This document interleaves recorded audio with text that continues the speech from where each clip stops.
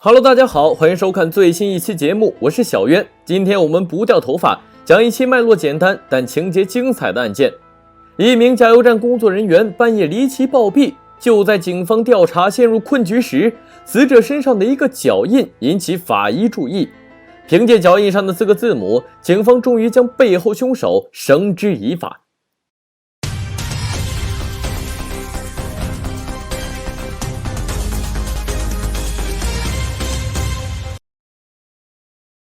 故事发生在1992年美国的纽约。3月3日早上，报警人杰克开车上班时，在沿路的珍珠河城一个加油站停车加油。他刚准备付钱时，却发现服务人员不知所踪。清晨的寂静和加油站的死寂相遇后十分瘆人。杰克一步走进加油站阴暗的车库门口，刺鼻的汽油味扑鼻而来。可当目光落到升降机旁边时，杰克被吓出一身冷汗。一名加油站服务人员躺在一片血泊中，他慌忙拨打911报警电话。几分钟后，加油站被警戒线封锁。血腥的场景把附近沉睡的人一下子拉回到中午时的清醒。法医发现，死者身体尚未僵硬，由于尸体是在早上7点被发现，结合尸体余温和没有凝结的血液，法医推断死者是在凌晨4点钟左右遇害。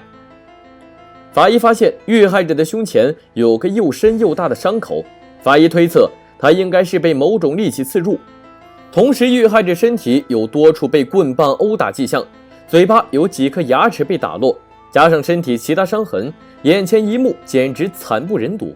在旁边报道的记者都表示，这是他见过被打得最惨的死者，凶手简直毫无人性。但同情之余，警方更想知道，在凌晨4点钟，也就是大半夜的时间，到底哪个家伙把别人打成这样呢？凭借经验，警方怀疑这和毒贩有关。在以往的认知中，普通的矛盾冲突现场根本不至于如此惨烈。可后来的事情证明，警方猜错了。法医记录死者的状态信息后，仔细观察了加油站的状况。加油站工作室里，置物架和柜台散布着破碎的玻璃，血迹和油污被溅到墙上，遇害者的外套和毛衣被乱堆一团，地上掉落着汽车百货商品，收款机的抽屉被粗暴地撬开。法医推断，遇害者应该是在加油站工作室，也就是营业处被人杀害，然后被拖到车库继续殴打。根据加油站其他工作人员口供，遇害者是来自巴基斯坦的利亚奎阿里，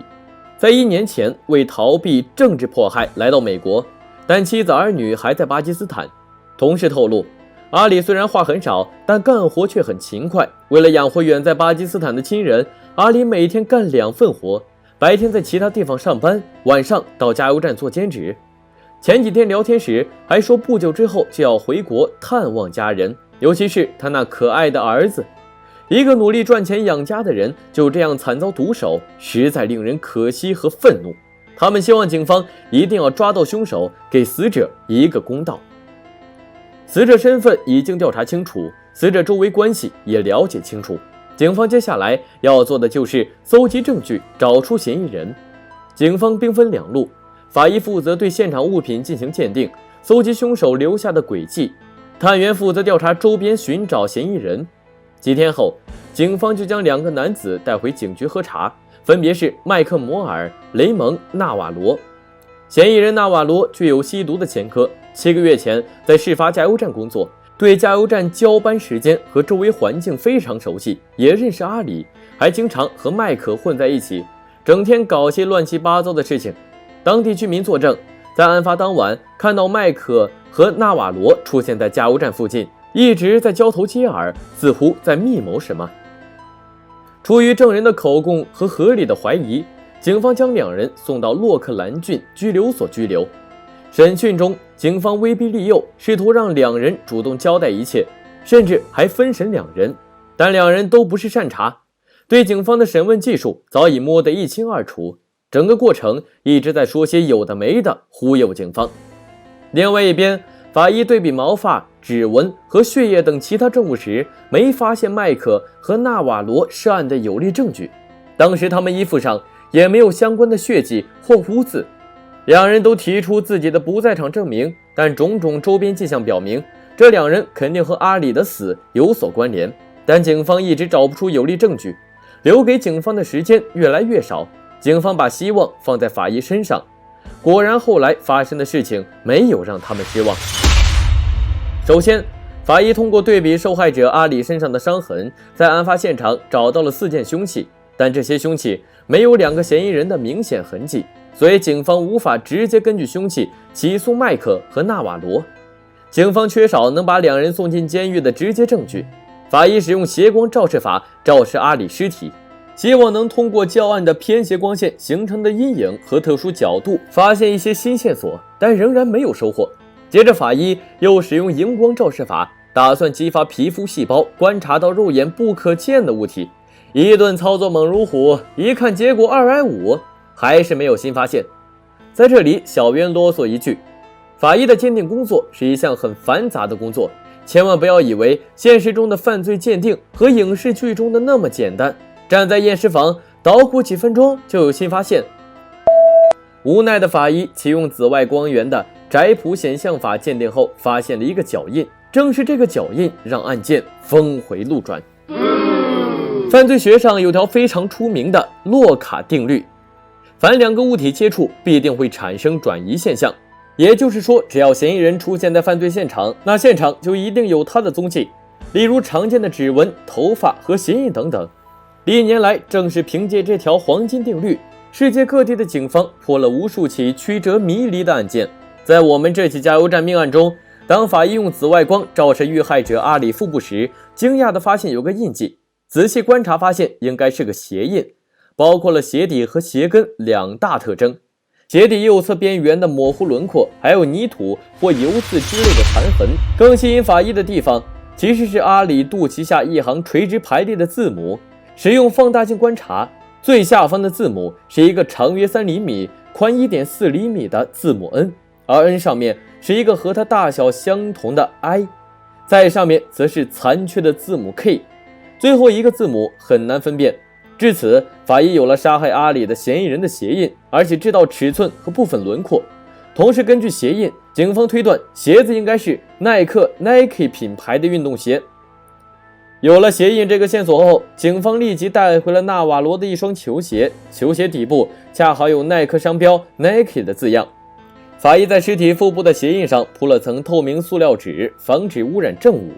然后将纳瓦罗的球鞋放在上面进行比对，结果紫外光显现的 NIK 字样与球鞋完全相符，包括鞋跟和鞋底轮廓也一样。到了这里，警方判断纳瓦罗在杀害阿里的过程中，曾经大力用鞋子踩踏在阿里腹部，这一脚就犹如法官木锤，就如同庭审中木锤被法官敲下，宣判纳瓦罗1级谋杀罪名成立。所以案件到这里就结束了吗？当然没有，不然小渊我也不会做这期视频了。直接凭借这个脚印起诉纳瓦罗，纳瓦罗的律师肯定会以巧合为由推翻警方的证据。那么多人穿 Nike 球鞋，你怎么就断定是我当事人踩踏死者呢？所以警方的筹码还差一点。这时强大的法医再次亮出绝杀，大名鼎鼎的 DNA 技术。